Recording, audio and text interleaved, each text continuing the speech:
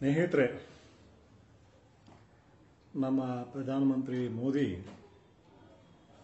ಮೊನ್ನೆಯಿಂದ 500 ಮತ್ತು 1000 ರು ಮುಖಬೆಲೆ ನೋಟ್ಗಳನ್ನು ನಿಷೇಧ ಮಾಡಿದ್ದಾರೆ.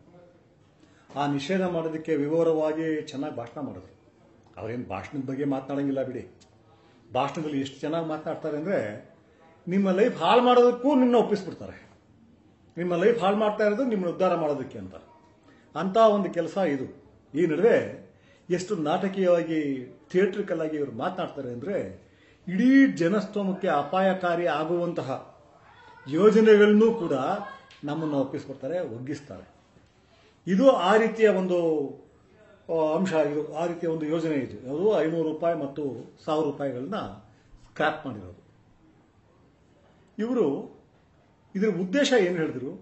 ಕಪ್ಪು ಹಣ, ಆಮೇಲೆ ಭ್ರಷ್ಟಾಚಾರ, ನಂತರ ಉಗ್ರಗಾಮಿ ಭಯೋತ್ಪಾದಕ ಕೃತ್ಯ, ನಂತರ ಮಾದಕ ವಸ್ತುಗಳ ವ್ಯವಹಾರ, ಇವೆಲ್ಲವನ್ನೂ ಸ್ಟಾಪ್ ಮಾಡ್ತೀವಿ. Good, we are with you, ನಿಮ್ಮ ಜೊತೆ ನಾವಿದ್ದೀವಿ, ಮಾಡಿ ಇದನ್ನೆಲ್ಲ. ಆದರೆ ಕೇವಲ 3 ಗಂಟೆನಲ್ಲಿ, 3 ಗಂಟೆ, ಹೆಚ್ಚಿಗೆ ಸಮಯನೂ ಕೊಡಲಿಲ್ಲ.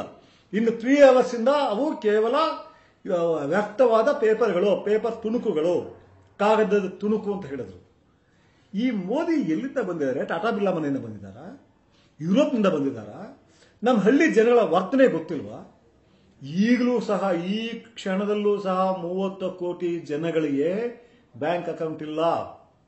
ಇವರು 3 ವರ್ಷಗಳ ಅವಧಿಯಲ್ಲಿ ಅದನ್ನ ಬ್ಯಾಂಕ್ ಅಕೌಂಟ್ ತುಂಬಾ ದೊಡ್ಡದಾಗಿ ತಗೊಂಡು ಸಮರೋಪಾದಿಯಲ್ಲಿ ತಗೊಂಡ್ರು. ಆದರೂ ಕೂಡ ಆಗಿರೋದು 1.25 ಕೋಟಿ ಅಷ್ಟೇನೆ. ಇನ್ನು 30 ಕೋಟಿ ಜನಕ್ಕಿಲ್ಲ. ಇನ್ನೂ 20-25 ಕೋಟಿ ಜನಕ್ಕೆ ಟಾಯ್ಲೆಟ್ ಫೆಸಿಲಿಟಿ ಸಿಕ್ಕಿಲ್ಲ. 20 ಕೋಟಿ ಜನ ರಾತ್ರಿ ಹೊತ್ತು ಈಗಲೂ ಕೂಡ ಎಲೆಕ್ಟ್ರಿಸಿಟಿ ಇಲ್ಲದೆ ಕಾಲ ಕಳೀತಿದ್ದಾರೆ. ಸಿಟಿಗಳಲ್ಲೇ ಒಂದು ದಿನಕ್ಕೆ 6 ಗಂಟೆ ಇರಲ್ಲ. ಇನ್ನು ಹಳ್ಳಿಗಳೆಲ್ಲ ಏನಿದೆ, ಎಲೆಕ್ಟ್ರಿಸಿಟಿ ಇಲ್ಲದಿರೋ ಹಳ್ಳಿಗಳಿದೆ. ಈ ಜನಕ್ಕೆ ಏನು ನೀವು ಬ್ಯಾಂಕಿಂಗ್ ವ್ಯವಸ್ಥೆ ಕಲಿಸೋದು? ನೀವು ಏನು, ನಿಮ್ಮ ಉದ್ದೇಶ ಏನು? ಇವತ್ತು ನೋಡಿ, ಎಲ್ಲ ಪತ್ರಿಕೆಗಳಲ್ಲೂ ಬಂದಿದೆ, ರಿಯಲ್ ಎಸ್ಟೇಟ್ ವ್ಯವಹಾರ 50% ಡೌನ್ ಆಗೋಯ್ತು ಅಂತ ಬಂದಿದೆ. ಈ 50% ಡೌನ್ ಆದಾಗ ಕೊಳ್ಳೋ ಸಾಮರ್ಥ್ಯ ಯಾರಿಗಿರುತ್ತೆ? ಕೊಳ್ಳೋ ಸಾಮರ್ಥ್ಯ ಯಾರಿಗೆ ಬರುತ್ತೆ? ಅದು ಆ ಕೊಳ್ಳೋ ಸಾಮರ್ಥ್ಯ ಬರೋದು ಆ ಬ್ಯಾಂಕಿಂಗ್ ನಲ್ಲಿ ಇಟ್ಟಿದಾನಲ್ಲ ಇಷ್ಟು ಹಣನ ಅವನು ಯಾರು ಅಂತ ಹೇಳಿದ್ರೆ, ಅದಾನಿಗಳು, ಈ ಅಂಬಾನಿಗಳು, ಈ ಟಾಟಾಗಳು, ಬಿರ್ಲಾಗಳು, ಇಂತಹ ಒಂದು ಹೆಚ್ಚು ಕಡಿಮೆ 1000 ಕುಟುಂಬಗಳು ಅಂತ ಇಟ್ಕೊಳ್ಳಿ. ಕಾರ್ಪೊರೇಟ್ ಕುಟುಂಬಗಳು ಅಂತ ಹೇಳ್ತಾರೆ. ಈ ಕಾರ್ಪೊರೇಟ್ ಕುಟುಂಬಗಳ ಮಾತ್ರ ಆ ಶಕ್ತಿ ಇದೆ, ಆ ಸಾಮರ್ಥ್ಯ ಇದೆ. ಅದೇ ರೀತಿ ವಿದೇಶದಿಂದ ಹಣ ತರಿಸ್ಕೊಳ್ಳೋ ಶಕ್ತಿನೂ ಅವ್ರಿಗಿದೆ. ಈ ವಿದೇಶದಿಂದ ತರಿಸ್ಕೊಳ್ಳೋದು ಮತ್ತು ಈಗಾಗಲೇ ಬ್ಯಾಂಕ್ಗಳು ಮತ್ತು ಬ್ಯಾಂಕ್ಗಳು ಇವ್ರು ಎಷ್ಟು ಬೇಕಾದ್ರೆ ಕೊಡ್ತಾರೆ. ವಿಜಯ್ ಮಲ್ಯ ಕೊಡ್ಲಿಲ್ವಾ? ಇವರೆಲ್ಲ ವಿಜಯ್ ಮಲ್ಯ ಚಿಕ್ಕಪ್ಪ ದೊಡ್ಡದಿರುಗಳೇ. ಇವರು ಮಾಡೋ ವಂಚನೆ ಅಷ್ಟು ಬ್ಲ್ಯಾಕ್ ಮನಿ ಇಟ್ಟಿರೋರು ಮಾಡಿಲ್ಲ. ಬ್ಯಾಂಕಿಂಗ್ ಉದ್ಯಮವನ್ನು ಬಳಸ್ಕೊಂಡು, ಬ್ಯಾಂಕಿಂಗ್ ಸಹಕಾರವನ್ನು ಬಳಸ್ಕೊಂಡು ಮಾಡಿರೋಷ್ಟು ಮೋಸಗಳನ್ನ ಖಂಡಿತ ಬೇರೆ ಜನ ಮಾಡಿಲ್ಲ. ಆದರೂ ನಾವು ಅದನ್ನು ಸಮರ್ಥಿಸ್ಕೊಳ್ಳೋಕೆ ಹೋಗೋದಿಲ್ಲ.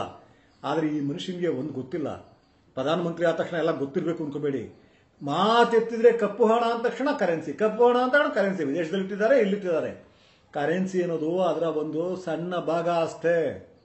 ಇವತ್ತು ಕಪ್ಪು ಹಣ ಇಟ್ಟಿದಾರಲ್ಲ ದೊಡ್ಡ ದೊಡ್ಡ ನೇತಾಗಳು, ಬಾಬುಗಳು, ಅವರು ಹೋಟೆಲ್ಗಳು ಇಟ್ಟಿದ್ದಾರೆ, ದೊಡ್ಡ ದೊಡ್ಡ ಫ್ಲಾಟ್ಗಳು ಇಟ್ಟಿದ್ದಾರೆ, ಸಿಂಗಪೂರ್, ದುಬೈ, ಅಮೆರಿಕ, ಯುರೋಪ್ಗಳಲ್ಲಿ ಇನ್ವೆಸ್ಟ್ ಮಾಡಿದ್ದಾರೆ. ಸ್ಟಿಲ್ ಕಪ್ಪು ಹಣ ವರ್ಕ್ ಬರೋದಾದ್ರೆ, ಚಲಾವಣೆಗೆ ಬರೋದಾದ್ರೆ ತುಂಬಾ ಒಳ್ಳೆಯದೇ. ಆದರೆ ನೀನು ಕೇವಲ 3 ಗಂಟೆ ಅವಧಿಯನ್ನು ಯಾಕೆ ಕೊಟ್ಟಪ್ಪ? ಈಗ ನನ್ನ ಹಳ್ಳಿಯನ್ನು ತಗೊಳ್ಳಿ. ನನ್ನ ಹಳ್ಳಿನಲ್ಲಿ ಕಡಿಮೆ ಅಂದ್ರೂ ನನಗೆ 200 ಜನ ಫೋನ್ ಮಾಡಿದ್ದಾರೆ. ಅವರೆಲ್ಲರ ಹತ್ರನೂ 3 ಲಕ್ಷದಿಂದ ಹಿಡಿದು 8-10 ಲಕ್ಷದ ದುಡ್ಡಿದೆ. ಆ ದುಡ್ಡು ನಾವು ಕಲೆಕ್ಟ್ ಮಾಡಿರೋದು 15-20 ವರ್ಷಗಳಲ್ಲಿ. ಗೀತಾ ಕೂಡ ಹಳ್ಳಿಯಿಂದ ಬಂದಿರೋದೆ. ಯಾರೋ ಈ ಮೋದಿ. ಈಗ ನಮ್ಮವ್ವ ಇದ್ರಲ್ಲ, ನಮ್ಮವ್ವ ನಮ್ಮ ಅಪ್ಪ ಕೊಡೋ ದುಡ್ಡಿರಲಿ, ಅಪ್ಪನ ಪೆನ್ಷನ್ ಇರಲಿ, ತಂದೆ ಸತ್ತ ಅವ್ರು ಬರ್ತಾ ಪೆನ್ಷನ್ ಆಗಲಿ, ವರ್ಷಗಟ್ಟಲೆ ಕಲೆಕ್ಟ್ ಮಾಡಿಕೊಂಡು ಒಂದು ಸಾರಿ ಬಂದ್ಬಿಟ್ಟು ನಮ್ಮ ಕೈಗೆ 25-30 ಸಾವಿರ ಇದೆ ಅಂತ ಹೇಳಿ ನಮ್ಗೆ ಖುಷಿ ಕೊಟ್ಕೊಳ್ಳೋರು. ಬ್ಯಾಂಕಲ್ಲಿ ಇರಲಿಂದ ಬಯಸ್ತಾ ಇರಲಿಲ್ಲ. ಯಾಕೆಂದ್ರೆ ನಮ್ಮ ಜನಗಳಿಗೆ ಈಗಲೂ ಕೂಡ ಹಣ ಇಟ್ಕೊಂಡ್ರು ಏನೋ ಸಂತೋಷ.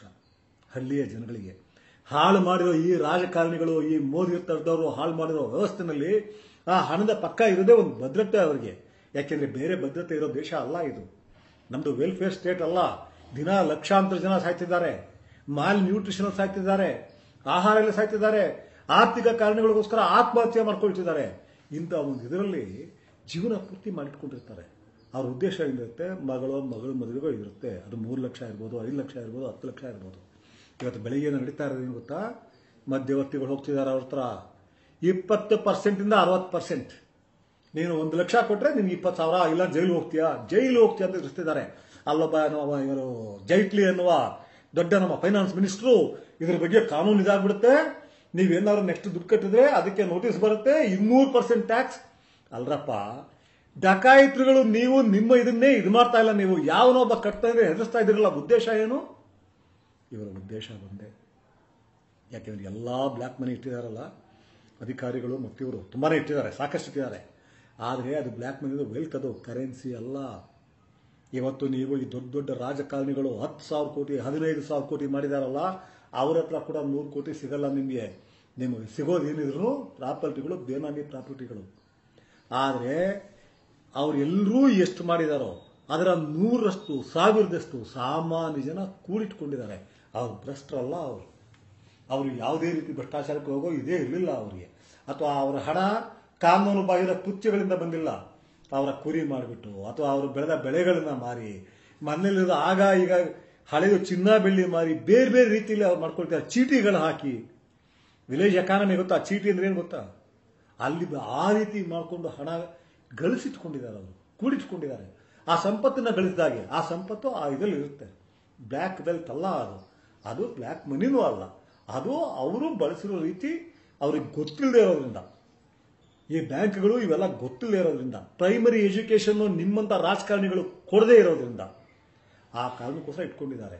ಇವತ್ತು ಅವರೆಲ್ಲ ಯಾವ ಸಂಕಟಕ್ಕೆ ಸಿಕ್ಕಿದ್ದಾರೆ ಗೊತ್ತಾ, ಅವ್ರು ಎಷ್ಟು ಅಳ್ತಿದ್ದಾರೆ ಗೊತ್ತಾ, ಇವತ್ತು ಮೋದಿನ ಯಾವ್ಯಾವ ಪದದಲ್ಲಿ ಬೈತಿದ್ದಾರೆ ಗೊತ್ತಾ, ಟೀಕಿಸ್ತಾ ಇದ್ದಾರೆ ಗೊತ್ತಾ. ಇಲ್ಲಿ ಏನಾಗ್ತದೆ, ಸೋಷಿಯಲ್ ಮೀಡಿಯಾ ಅವರು ಪ್ರತಿನಿಧಿಸೋದು ಎಷ್ಟು ಜನನ ರೆಪ್ರೆಸೆಂಟ್ ಮಾಡೋದು, ಅವರ ಪ್ರಾತಿನಿಧ್ಯ ಇದ್ರು 3% ಮೇಲಿಲ್ಲ. ಆಮೇಲೆ ಕಾರ್ಪೊರೇಟ್ ಸೆಕ್ಟರ್ ಯಾವ ಕಾರಣಕ್ಕೂ 0.01% ಮೇಲಿಲ್ಲ. ಈ ಕಾರ್ಪೊರೇಟ್ ಕುಲಗಳು ಇವರುಗಳ ಪ್ರೈಸ್ ಮಾಡ್ತಾರೆ. ಅವರ ಅಧೀನದಲ್ಲಿರೋ ಮಾಧ್ಯಮಗಳು, ನಮ್ಮ ಮಾಧ್ಯಮಗಳು ಎಂಜಲು ನಾಯಿಗಳಾಗ್ಬಿಟ್ಟಿವೆ. ಕವರ್ ಪೇಜ್ನಲ್ಲಿ ಆಡ್ ಕೊಡ್ತಾರೆ. ಕವರ್ ಪೇಜ್ನಲ್ಲಿ ಆಡ್ ಕೊಡೋ ಜನಗಳು ಇದನ್ನ ಹೊಗಳ್ತಾ ಇದ್ದಾರೆ. ಇದನ್ನ ಸಾಮಾನ್ಯ ಜನ ಹೊಗಳ್ತಾ ಇಲ್ಲ. ನಮ್ಮ ಇವತ್ತು ಹಾಳು ಮಾಡಿರೋದು ಏನು ಅಂತ ಹೇಳಿದ್ರೆ ಬರೀ ರಾಜಕಾರಣಿಗಳಲ್ಲ, ಮಾಧ್ಯಮಗಳು ಅಷ್ಟೇ. ಅಲ್ಲಿ ಆತ ಸಾಕೊಂಡ್ರೆ ಕೆಲವು ನಾಯಿಗಳಿದ್ದಾರೆ, ಆದ್ನಾಥ್ ಗೋಸ್ವಾಮಿ ಮುಂತಾದ ನಾಯಿಗಳು. ಆ ನಾಯಿಗಳು ಅವನು ಅನೌನ್ಸ್ ಮಾಡಕ್ ಮುಂಚೆನೆ ಗುಂಪನ್ನ ರೆಡಿ ಮಾಡ್ಕೊಂಡಿರ್ತಾರೆ. ನೋಡಿ ಇದು ತಪ್ಪಾ, ಇದು ತಪ್ಪು ಅಂತ ನೀವು ಹೇಳಿದ್ರೆ ಇದನ್ನ ಎನ್ಕರೇಜ್ ಮಾಡ್ತಿದ್ದೀರಿ ಟೆರರಿಸಂನ ಅನ್ನೋ ಅಳುಕನ್ನ ಹೊತ್ತಿಸ್ತಾರೆ. ಇಡೀ ದೇಶದಲ್ಲಿ ಈ ರೀತಿಯ ನನ್ನ ಬದುಕಿನಲ್ಲಿ ಈ ರೀತಿಯ ಒಂದು ಸಂಕಷ್ಟದ ಪರಿಸ್ಥಿತಿ, ಜನಗಳಲ್ಲಿ ಕ್ಷೋಭೆ ಉಂಟಾದ ಪರಿಸ್ಥಿತಿ ನಾನು ಕಂಡಿರಲಿಲ್ಲ. ಇದ್ರ ಮುಂದೆ ಎಮರ್ಜೆನ್ಸಿ, ಇಂದಿರಾ ಗಾಂಧಿ ಕಾಲದ ಎಮರ್ಜೆನ್ಸಿ ಕೂಡ ಮ್ಯಾಚ್ ಆಗೋದಿಲ್ಲ. ಯಾಕೆಂದ್ರೆ ಆ ಎಮರ್ಜೆನ್ಸಿ ಬುದ್ಧಿವಂತರಿಗೆ, ಬುದ್ಧಿಜೀವಿಗಳಿಗೆ, ಸಾಹಿತ್ಯಗಳಿಗೆ, ಕೆಲವು ಯೋಚನೆ ಮಾಡೋ ವಿದ್ಯಾರ್ಥಿಗಳಿಗೆ ಮಾತ್ರ ಅಫೆಕ್ಟ್ ಆಗಿತ್ತು. ನನ್ನ ಹಳ್ಳಿಗಳಲ್ಲಿ ಅಫೆಕ್ಟ್ ಆಗಿರಲಿಲ್ಲ. ಇದು ನನ್ನ ಹಳ್ಳಿಯಿಂದ ಹಿಡಿದು ಆಟೋ ಡ್ರೈವರ್ಗಳಿಂದ ಹಿಡಿದು ದಿನ ತಳ್ಳುವ ಗಾಡಿಯಲ್ಲಿ ಜೀವನ ಮಾಡ್ತಿದ್ದಾರೆ. ಕೋಟ್ಯಾಂತರ ಜನ ಇದ್ದಾರೆ, ದಾರಿಲಿ ಹಣ್ಣು ಮಾಡ್ಕೊಂಡು ಜೀವನ ಮಾಡ್ತಿದ್ದಾರೆ. ಅಂಥವ್ರ ಬದುಕು ಅವತ್ತೆಲ್ಲ ಎಫೆಕ್ಟ್ ಆಗಿಲ್ಲ. ಆ ಬದುಕು ಕೂಡ ಅಫೆಕ್ಟ್ ಆಗೋಯ್ತು. We have to demand an answer from mister Modi. ಒಬ್ಬ ವ್ಯಕ್ತಿ ಪಾರ್ಲಿಮೆಂಟ್ ಸೆಷನ್ನೂ ಡಿಸ್ಕಸ್ ಮಾಡಿದೆ, ಕ್ಯಾಬಿನೆಟ್ನಲ್ಲಿ ಹೌದಪ್ಪ ಅನ್ನೋ ಜನಗಳನ್ನ ಇಟ್ಕೊಂಡು ಈ ರೀತಿ ಮಾಡಿದ್ರೆ ಮುಂದೆ ಏನಾಗಬಹುದು. ಅವತ್ತು 1500 ಜೊತೆಗೆ 150 ಆತ ಬ್ಯಾನ್ ಮಾಡಿಬಿಟ್ಟಿದ್ರೆ ನಾವು ಇಲ್ಲೇ ಕೂತಿರ್ತಿದ್ವಿ. ಯಾಕೆಂದ್ರೆ ನಾವು ಕುರಿಗಳು, ನಾವು ಕ್ವಶನ್ ಮಾಡೋ ಧೈರ್ಯ ಕಳ್ಕೊಂಡ್ಬಿಟ್ಟಿದೀವಿ. ಅಳುಕಿನಿಂದ ಬಳಲ್ತೀವಿ.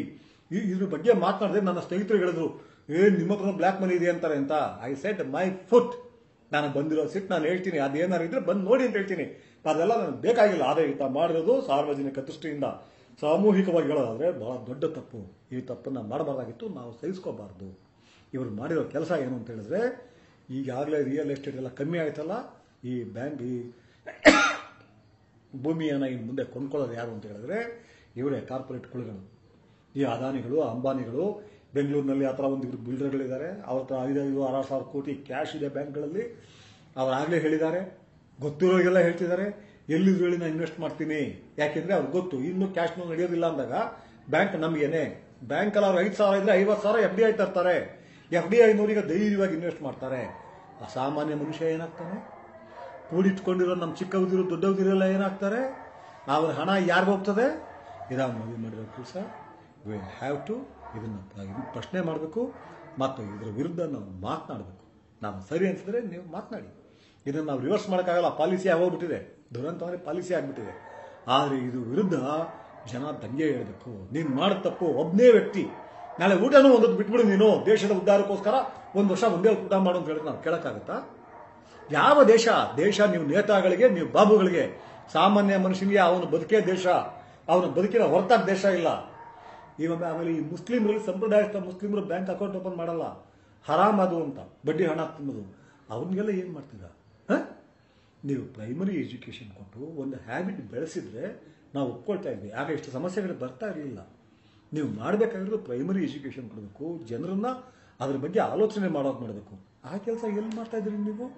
ಅದೇನೂ ಮಾಡದೆ ಏಕ್ದಮ್ ಒಂದು ದಿನ ಬೆಳಿಗ್ಗೆ ಬಂದ್ಬಿಟ್ಟು ನಾನು ಇದನ್ನು ಇದು ಮಾಡ್ತಾ ಇದ್ದೀನಿ, ನಾಳೆಯಿಂದ ನೋಟೇ ಬೇಡ ಅಂತ ಹೇಳಿ ನೆಕ್ಸ್ಟ್ ಬರೀ ಬ್ಯಾಂಕ್ ನೋಡ್ತಾ ಇರಲಿ ಅಂತ.